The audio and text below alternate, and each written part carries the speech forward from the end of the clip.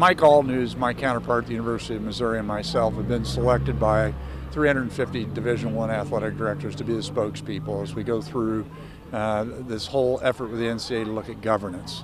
But clearly, underneath that umbrella is this whole question of pay for play.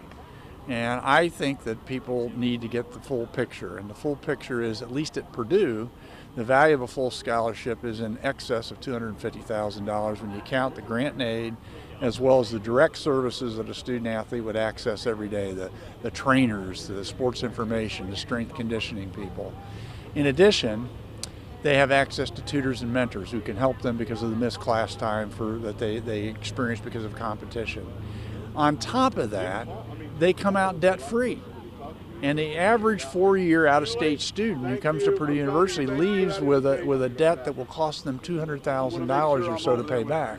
So for people not to feel that there's an investment, while it may not be in a check that's going to these student athletes, the resources, the commitment to help them be good athletically and academically are huge. I don't think that's been part of the story, and I'm going to do my part to try to make sure that message is out there.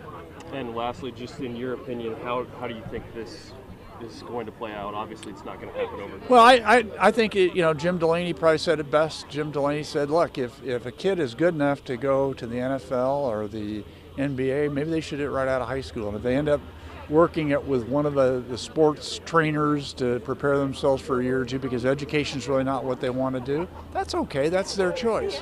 If you're going to come to a place like Purdue University, you're going to get an education, you're going to learn, because even if you're successful as a professional athlete, the average tenure is 3 years. So you're 25 years of age, your average life expectancy of this generation is 90 years of age. What are you going to do for the next 65 years of your life? Ball's gone.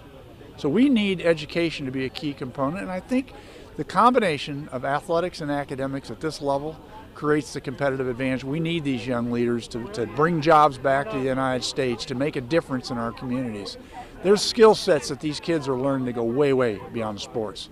So the value of a college degree versus a high school diploma, many economic studies would say it's well over $1 million during one's lifetime.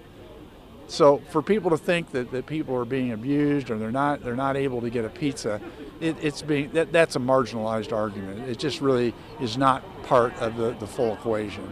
And I think there are a lot of resources that are made available, but you know what? If you want to go be paid to play, that's what the professional leagues are all about.